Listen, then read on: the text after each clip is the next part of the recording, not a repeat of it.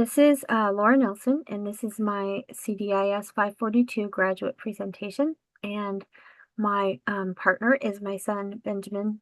And Hello. this is kind of like a real life therapy session because Ben really does have autism, and I've written everything somewhat um, close to the way he is. And he said that was okay. So here we go. And Ben, I'll let you know when to join in, okay? Okay. Okay. So this is Ben Nelson. He's a 32-year-old man who has ASD level 2 with co-occurring executive function and mild expressive fluency difficulties. He also has obsessive compulsive disorder, which is managed through medication. His strengths are auditory discrimination and visual memory. He also possesses a vast vocabulary and an excellent memory when skills are explicitly taught. And he's an award-winning artist and illustrator. He lives with his mother, who he says is his best friend, who is pretending not to be his mother right now. He has a younger brother and sister-in-law in Nevada, where he lived until before 2021. Ben works 4 days per week in volunteer positions, shelving books at 3 nearby libraries and a church food pantry. He independently rides a local bus for adults with disabilities. Ben attends several adult social groups and has an extensive network of friends locally and in other states. He meets regularly with friends online to watch movies and play games and goes on outings with his social groups. He and his mother travel frequently. He enjoys traveling, reading, trying exotic foods, visiting museums and other interesting places, and creating art. He was referred for language therapy by his psychiatrist to target inferencing and planning skills in verbal expression, cognitive organization, and written communication. Ben plans to use these skills to pursue art courses and develop his talent so he can grow his career by selling his artwork at local art fairs and online. Ben also wants to cook, plan meals, and plan and execute travel activities with confidence and safety. For Ben's first goal, it will be inferencing and social interpretation, and he will independently plan, organize, and complete a multi-step task using external support such as visual lists and alarms with 80% accuracy, as reported across 3 consecutive sessions. Given a familiar for short-term objective 1, we'll do task breakdown. Given a familiar activity, Ben will list 8 to 10 necessary steps with 80% accuracy over 3 consecutive opportunities. For short-term objective number 2, sequencing and execution, using a visual digital checklist, Ben will follow and check off steps to complete a chosen activity, such as preparing a meal or packaging or packing for an outing, with 80% accuracy over 3 consecutive opportunities. And for short-term objective 3, problem solving and flexibility, he will respond to a situation in which activities or steps cannot be completed as planned due to missing items, schedule changes, or other unexpected problems. He will identify one alternative solution or strategy with 80% accuracy over 3 consecutive sessions. For goal and objective number 2, that will be inferencing and social interpretation. He will independently use verbal and visual context cues to infer meaning, emotion, and intent in everyday interactions as measured through journaling with 80% accuracy over 3 consecutive sessions. His short-term objective number 1 will be emotional identification, giving images and descriptions of complex social interactions. He will label emotions of characters presented with 80% accuracy over 3 consecutive sessions. For short-term objective number 2, inferencing from context. Given videos of social interactions, Ben will make inferences about what is happening or what characters might be thinking with 80% accuracy over 3 consecutive sessions. And for short-term objective number 3, perspective taking. In a discussion about real social situations, Ben will describe what people may have been thinking or feeling and how he reacted appropriately, or he might do things differently next time with 80% accuracy over 3 consecutive sessions. So the first activity I planned was for goal 1, short-term objective number 2, sequencing and execution, and this is a meal planning lesson activity. He's going to use a checklist to follow and check off steps to complete a chosen recipe. we're going to review the steps together, and he'll write them in his notes app on his phone. And then we will review at the end to confirm he has all the steps prepared. This will take about 10 to 15 minutes. So he's already done his grocery shopping, and he got all these items here. And he's going to pretend to do this part right now. So Ben, here is the recipe we discussed, and you went shopping with your mom and you got all of the items. So can you just tell me the items that you have for the recipe? Sure.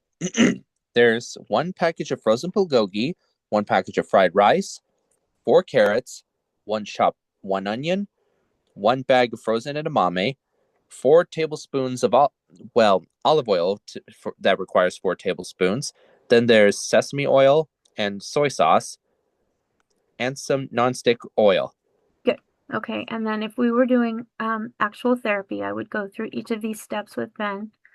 And I already know that he can type crazy fast on his phone. So he would type these down, or I would send them to him and we would review them together. And then he would go ahead and prepare this meal as independently as he can, and his mom would be there to guide him.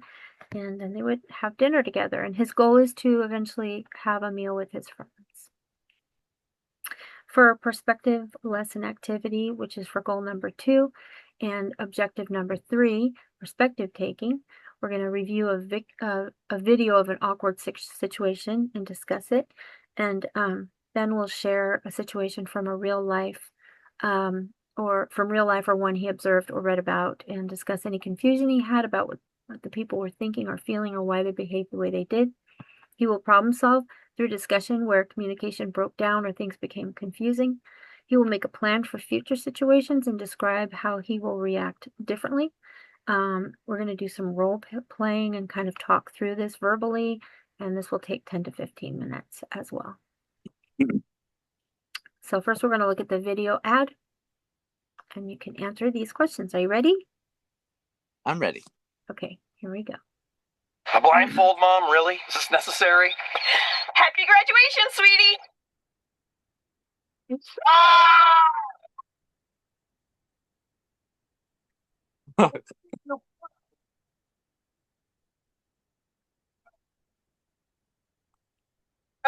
Okay, I'm not going to play the whole video.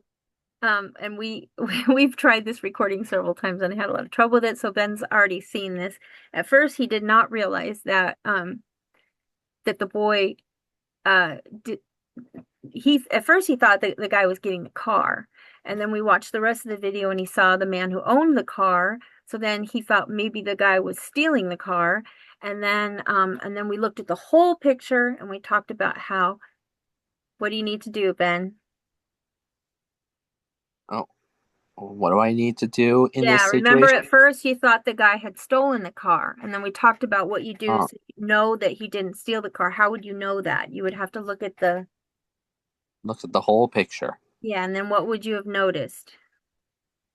I would have noticed that his parents were actually giving him a mini fridge, and there was a ribbon on it. Yeah. But he thought they were giving him the car. Mm-hmm. The fridge was so small he didn't notice that they were he didn't notice it was actually the car they were. He didn't notice it was not the car they were showing him. That's and right. And then we'll see what happens next. We won't watch the whole thing. Do you want me to play a little bit more of it? No, all right. Okay. We're running out of time, so let's go forward. So we'll go to the next slide. I was already embarrassed. You didn't have to be embarrassed, buddy. It's okay. All right. So now our next thing that we were going to talk about is a real life situation that Ben experienced when we lived in Nevada and he worked at the library there. He was going out to the bus because he rode the bus as well there. And he had a little bit of a run-in. So why don't you share what happened, Ben? All right. So back in Nevada, Henderson, Nevada, if you will. You can just keep it brief. You don't have to give all the details. it was already the end of the day, the end of the work day at the library at the senior center on 300's racetrack. My bus was already there. I walked out, but then there was an old lady and a police officer talking to each other. They were in front of the bus, and they were in my path, and I didn't want to. I would have gone around them, but I didn't want to get run over, but potentially run over by other vehicles on the road, and I didn't want to step on the plants or be in trouble for stepping into the dirt of the planter area where it might be prohibited. So I ended up sidestepping between the planter and the old lady, but I was saying excuse me while I'm at it, but that police officer then said, "What do you think you're doing? Harassing a 91-year-old woman?" And it was Okay, like, so "Oh, no, I didn't mean to do it. I didn't mean to do that. I'm sorry. I think I okay. told him I had autism or not, but Okay, so let's I don't pause. Let's pause. Okay, so they got the yeah. idea. We don't have a long time, so we have to keep it brief. All right.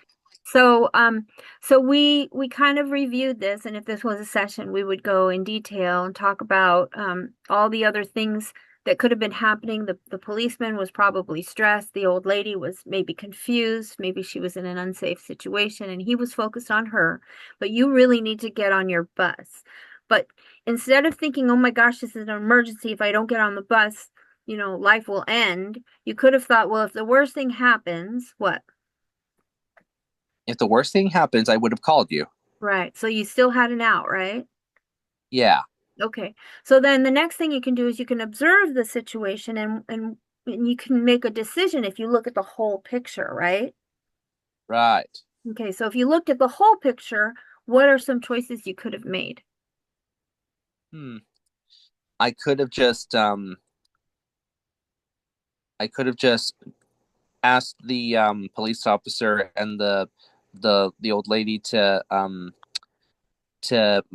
move, and I need to get to the bus because I have autism and it's my special bus and I need to get home. Yeah, you could Or, do that. You could have done or that. I could have gone over to the other side of the bus and let them know that I I'm still here and I need to get to the door. But they have to wait for the police officer, right? Because I'm sure they could see the police officer too. So Right. the main thing is that when you have a situation where time is of the essence and you're stressed, you just have to look at the big picture and see what your options are. Right. Okay, so if we were in a real therapy session, we would go through this in a lot of detail, um, and maybe do some role playing. I would pretend to be the policeman and behave in ways that Ben could react with. But I think you did pretty good, buddy. So we're going to go to the next slide, okay? Good. Okay. So for the next section, for the next session, we'll plan a hike with your mom, and you can report on how the dinner went. And Ben really is going to make this dinner for his mom. And Hmm. we can share a scene from the new book that you're reading, if of something that you didn't get, or just any other situation where you want to work on something, some kind of social thing that happened where you want to do better with it. Well, you can save those in your mind, make a note of them on your phone, and we can do the same thing. We can kind of problem solve together. Okay. Okay, and these are my references. And this is the end of my presentation. So thank you very much, Ben, for being my guinea pig. You're very welcome, Mom. Okay, bye-bye. So long. Thank you for watching. Okay, bye.